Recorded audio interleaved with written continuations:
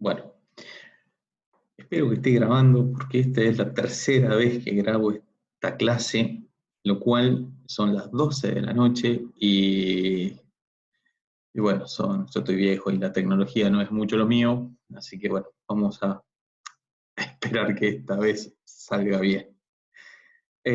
Vamos a hablar de oxigenoterapia. ¿Por qué damos de vuelta en quinto oxigenoterapia? Porque es un tema que habíamos dado en cuarto, porque para nosotros es muy importante que el alumno de quinto año que va a estar en la sala de cualquier hospital o sanatorio, o en la terapia intensiva de cualquier hospital o sanatorio, tenga sumamente en claro los requerimientos de oxígeno de un paciente y los dispositivos de entrega de oxígeno de un paciente.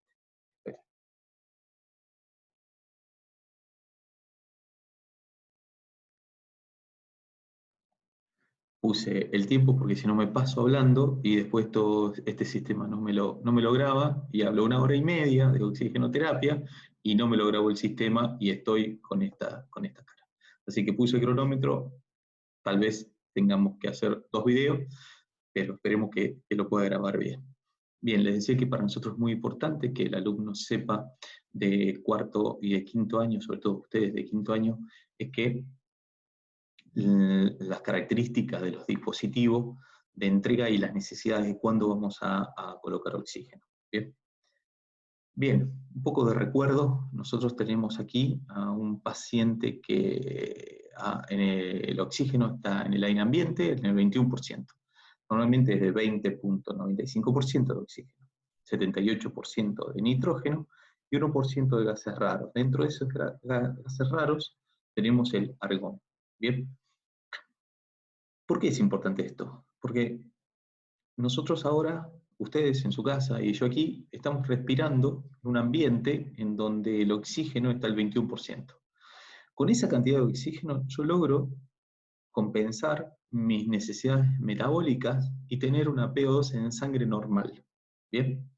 Con eso, con esa cantidad de oxígeno es suficiente para mantener todo eso y que uno pueda hacer todos los procesos metabólicos y vitales sin ningún tipo de problema. Hay situaciones patológicas en donde con esta cantidad de oxígeno es insuficiente para compensar la parte metabólica, lo cual esos son los pacientes que necesitan oxígeno suplementario, cuando a nivel del mar y aire ambiente no se logra tener la cantidad de oxígeno necesario para mantener las necesidades metabólicas y vitales. ¿Ok? Bien. ¿Qué es el oxígeno? Es un gas incoloro, inodoro, transparente e insípido, bien, que naturalmente está en el aire ambiente. ¿Qué quiere decir eso? Que en la tabla periódica está nombrado como oxígeno, ¿sí? Tiene varias definiciones de oxígeno, que significa progenitor de los ácidos, ¿sí? Porque antiguamente se creía que era vital para los ácidos, después se encontró que no, pero se quedó el nombre por su esencia de progenitor, que lo cual tiene razón porque es lo esencial para la vida.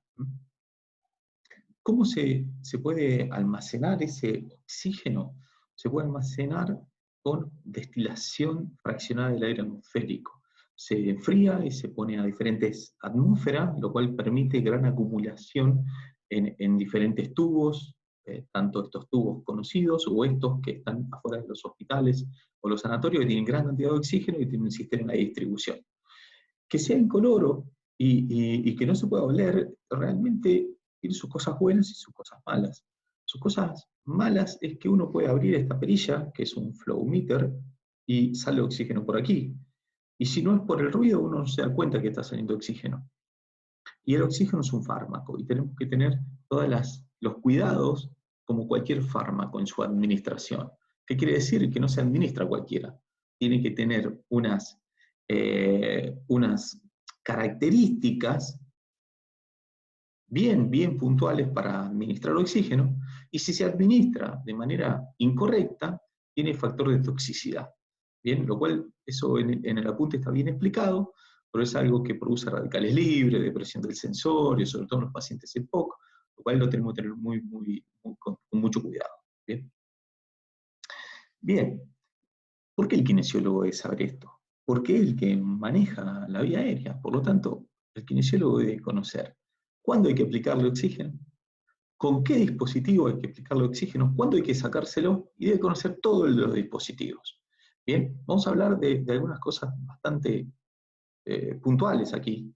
Sobre todo es muy importante poder conocer cuándo voy a colocar oxígeno. Y lo voy a colocar cuando el paciente es hipoxémico. Y que esa hipoxemia esté documentada. No decir, ay, por favor, señor kinesiólogo, me falta el aire, déme oxígeno. No, sino debo documentar esa hipoxemia. ¿Y cómo la voy a documentar esa hipoxemia? Por un gas en sangre, por la clínica o por la saturación de pulso. Esas son las características de cuando va a estar documentada esa hipoxemia. Bien. Acá me voy a detener un rato largo en esta diapositiva porque, como verán acá, este es el valor de PO2 arterial y vamos a ver que el promedio, la media, es de 95.5. O sea que podemos decir que un paciente joven tiene una PO2 en sangre normal que puede ir entre 95 y 98. Ese es el valor normal de PO2 en sangre. Se han encontrado valores mínimos, siendo normales también, entre 83 y valores máximos en 108. ¿De qué hay esta variación? De la edad del paciente. Lo que está claro es que si un paciente tiene una PO2 en sangre arterial entre 71 y 80, el paciente tiene una hipoxia leve. Si está entre 61 y 70, tiene una hipoxia moderada. Pero lo que tiene que quedar claro es que si tiene menos de 60, está en insuficiencia respiratoria. Por lo tanto, como kinesiólogo, que lo que nosotros queremos es que haya un buen ingreso de oxígeno a la vía aérea para que puedan realizarse todos los efectos metabólicos, debemos conocer la PO2 normal de un paciente. Y esa PO2 normal en un paciente joven es de entre 95 y 98. ¿Y por qué repito en un paciente joven? Porque esa PO2 normal va bajando de acuerdo a aumentando la edad, a que el paciente aumente la edad. Por eso es muy importante que ustedes conozcan esta fórmula, que está aquí abajo, en que está ajustada por la edad. Entonces, la PO2 ideal de un paciente ajustada por la edad es de 104.2 menos 0.27. Y eso por la edad. Por lo tanto, los invito a que todos ustedes puedan hacer ahora un ejercicio de cuánto será la PO2 normal que deberían tener ustedes. Y si hay alguien de su familia, los invito a que le pregunten la edad, no va a salir en ningún lado, pero que puedan hacer la PO2 normal de todos los integrantes de su familia, ¿sí? O de los con quienes estén. Bien, y van a ver que si hay mucha variación de edad, va a haber variación también de la PO2 arterial. Por lo tanto, es muy importante poder conocer la PO2 normal que debería tener un paciente ajustada por la edad y compararla con la que realmente tiene para poder definir si le vamos a poner oxígeno o no a un paciente. Bien.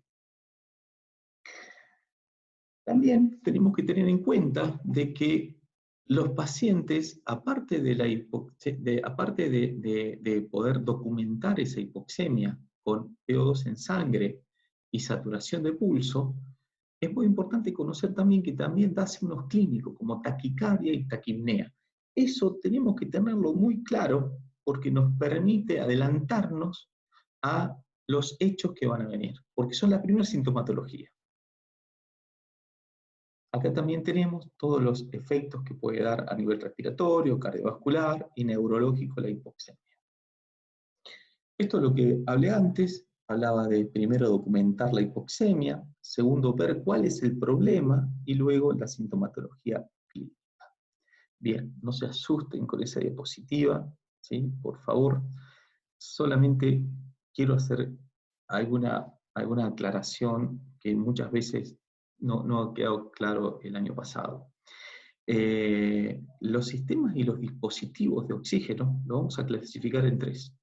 En sistemas de bajo flujo, en sistemas con reservorio o sistemas de alto flujo. Una de las preguntas que se deben hacer ustedes es, no entiendo un carajo qué es bajo flujo o alto flujo. Bien, seguramente deben estar pensando esto. Y yo quiero aclararlo de esta manera. nosotros tenemos una necesidad metabólica, una necesidad de oxígeno, que es el volumen minuto. El volumen minuto está dado, si recuerdan la fórmula, muy sencilla, frecuencia respiratoria por volumen corriente. O sea, la amplitud de las respiraciones por minuto y la frecuencia que yo tengo me va a dar el volumen minuto que tengo yo. Normalmente está entre 5 y 6. Miren lo importante de conocer esto, es que si un paciente tiene un volumen minuto de 5 o 6 y el dispositivo tiene en el flow meter que me entrega por minuto 4 litros minuto, eso es de bajo flujo, porque no llega a los 5 o 6 que tengo yo. Bien, por lo tanto, todo lo que esté por debajo de mi volumen minuto es de bajo flujo. Si al contrario tengo una máscara de Campbell a 12 litros por minuto y yo tengo 6 litros por minuto, el sistema es de alto flujo, porque tiene más litros por minuto del que yo tengo por necesidad. Por lo tanto, los sistemas se van a basar, van a ser de alto o bajo flujo de acuerdo a mi necesidad metabólica. Bien, entonces es muy importante conocer y saber que los sistemas de bajo flujo aportan menos del volumen minuto que el que yo tengo, y los de alto flujo superan el volumen minuto que yo tengo. Bien, a su vez, y no tienen nada que ver, los sistemas de entrega de oxígeno pueden ser de rendimiento variable o de rendimiento fijo. De rendimiento variable quiere decir que su FiO2, su fracción inspiratoria de oxígeno, varía con respecto a la mecánica ventilatoria. Y los sistemas de FiO2 constante o FiO2 fija, lo que generan es que por más que uno varíe la mecánica ventilatoria, siempre van a dar la misma cantidad de oxígeno. Bien, por lo tanto, lo que yo tengo que tener en cuenta es que los sistemas de bajo flujo pueden ser o no de rendimiento variable o de rendimiento fijo. Y los sistemas de alto flujo o no, de alto flujo, pueden ser o no sistemas de alto o de bajo. Perdón, los sistemas de alto flujo pueden ser o no de rendimiento variable o de rendimiento fijo. Bien, lo más importante es que muchas veces a los sistemas con reservorio, antes no le dábamos ni 5 de pelota. Bien, y esto ha cambiado en el último 2 meses, con la epidemia de COVID. Cuando empezamos a entrenarnos para ventilar y actuar en los pacientes COVID, que nos empezaron a llegar mucha información, empezamos a hablar de un concepto que se llama aerolización. Ese concepto de aerolización quiere decir cuánta cantidad de virus de un paciente positivo, cuánta cantidad de virus se larga en la expiración al sistema, al aire ambiente. Este virus tiene una alta tasa de contagio. Por lo tanto, es imprescindible bajar la tasa de aerolización que nosotros generamos con sistemas de ventilación. Dentro de ellos, y los más peligrosos, son los de oxigenoterapia. Repito, los más peligrosos son los de oxigenoterapia. ¿Por qué? Porque se lo ponemos apenas ingresa el paciente a la guardia, cuando todavía nos basamos en sospecha si el paciente es positivo o negativo para COVID. Por lo tanto, ingresa un paciente, ¿qué es lo que pasó en nuestros países? Ingresa un paciente con fiebre, dolor de garganta, todavía no estaba tan de moda el COVID, le ponían una cánula nasal. La cánula nasal a 5 litros por minuto da una aerolización de 1 metro aproximadamente. Por lo tanto, cuando el paciente, si era positivo y expiraba a 5 litros por minuto con la cánula nasal, estaba desparramando bichos continuamente en cada expiración a 1 metro, contagiando a todo el personal de salud, dejando bicho por superficie donde pasa, y no, todos sabemos que en el aire dura muy poco, pero dura entre 9 y 11 horas si no se limpia una superficie metálica o una superficie de plástico, lo cual cualquiera que pone la mano luego o se apoya, se va a contagiar. Imagine un paciente, usted es kinesiólogo, le pone la cánula nasal a un paciente que ni sospechaba que era COVID positivo, desparrama, le queda el bicho en su ambo y usted se va en el colectivo en el ambo. Y ahí contagió a todo el colectivo. Por eso esa masa de contagio tan masiva en los países europeos. Por eso cuando apenas empezamos a tener estos reportes para pacientes COVID o para pacientes sospechosos de COVID, que ahora todo paciente con fiebre, dolor de garganta y tos, que ingrese a la guardia es un paciente sospechoso de COVID. Por más que le hagamos hisopado o no, es sospechoso de COVID. No le ponemos ni cánula nasal ni máscara de Venturi, sino ponemos sistemas con reservorio, porque eso nos asegura que el paciente no tenga una aerolización de manera efectiva. Con la máscara de reservorio, después se lo voy a mostrar bien, la aerolización que produce no llega, básicamente no llega a 2 o 3 centímetros solamente, es muy poquito. ¿Bien? Seguimos. Bien. La cánula nasal, cuando hablamos de cánula nasal, estamos hablando de que es un sistema de rendimiento variable. ¿Bien? ¿Qué quiere decir esto? El rendimiento variable, que el paciente inspira, y cuando el paciente inspira, si está a 2 litros por minuto, ¿bien? Y mi volumen de minutos de 4 litros por minuto, 2 litros va a estar el oxígeno al 100%, y los otros 2 voy a tomarlos del aire ambiente.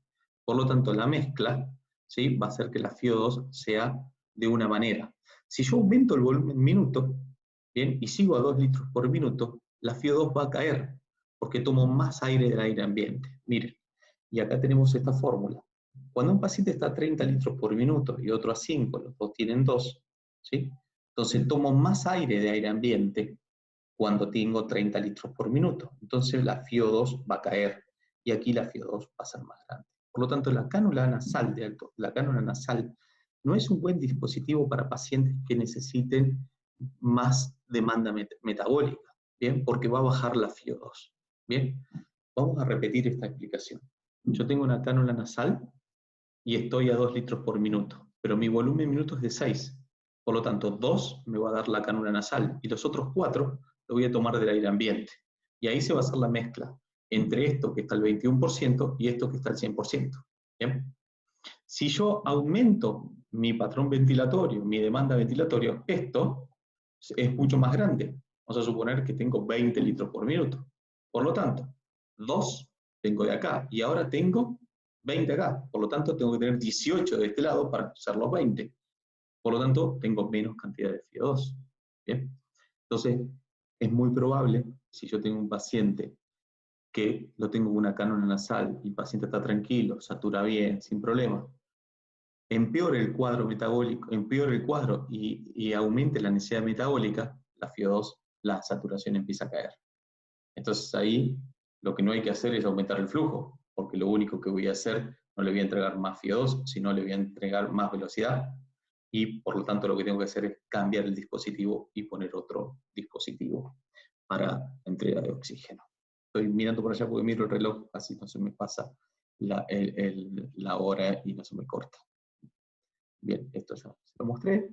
Y esta diapo que ustedes pueden observar, tenemos las situaciones que aumentan la FiO2 y situaciones que bajan la FiO2 en los sistemas de cánula nasal o de bajo flujo. Esto es lo que les conté recién, las máscaras reservorio.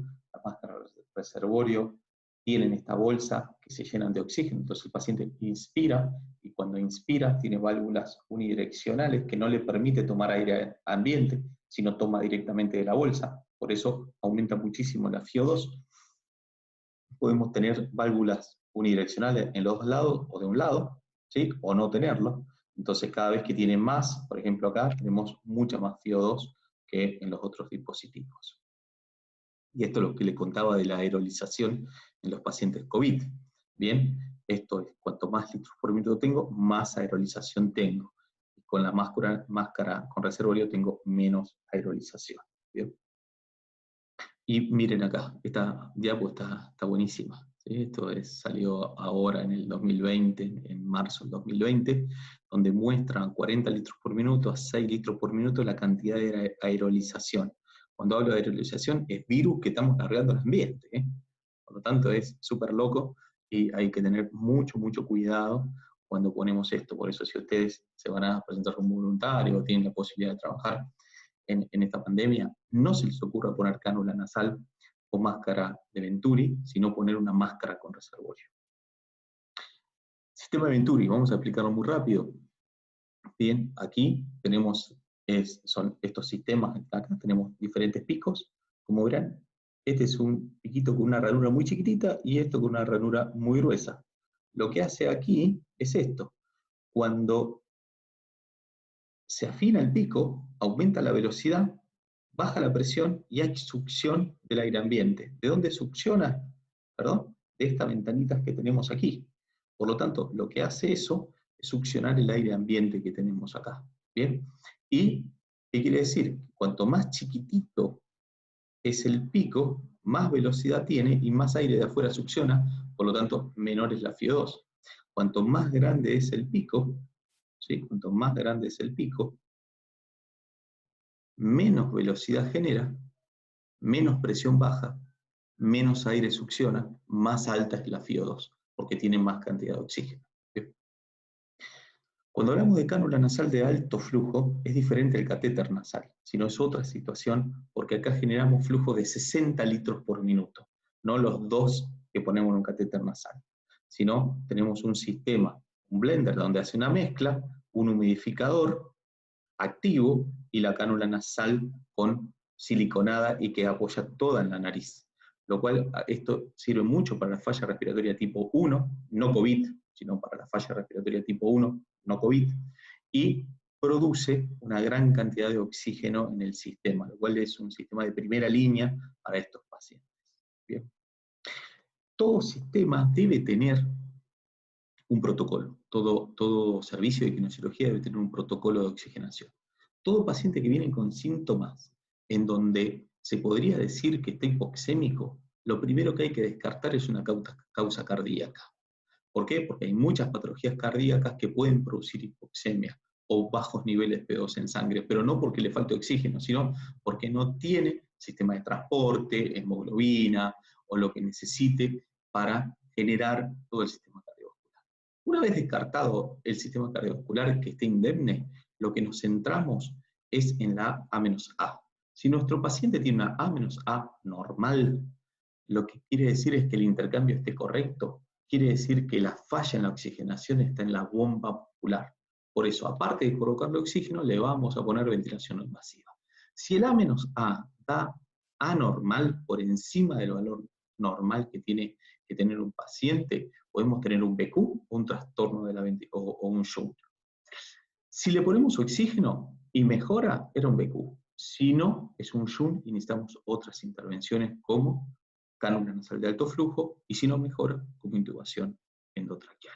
Bien, el dispositivo, rendimiento fijo, rendimiento variable, bajo flujo o alto flujo, esa es en la decisión en base a la situación clínica que tiene el paciente.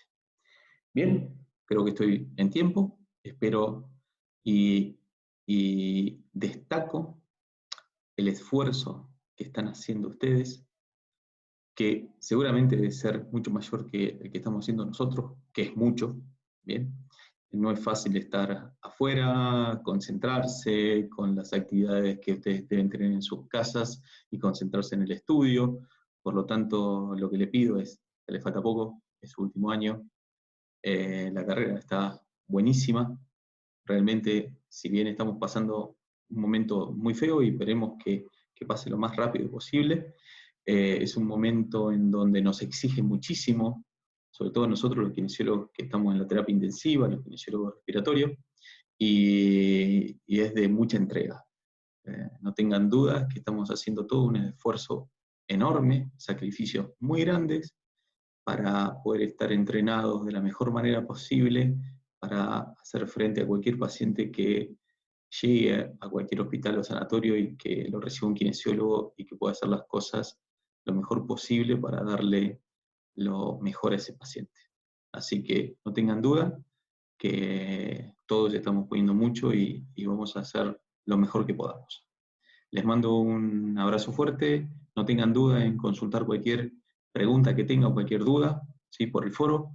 Trato de estar lo más activo posible. Sépanme disculpar a veces porque estamos con muchas cosas, muchas presiones, pero está muy bueno esto. Así que les mando un abrazo grande y que tengan, ¿sí?, buenos días, buenas noches o lo que sea cuando estén. Hasta luego, hasta la próxima clase.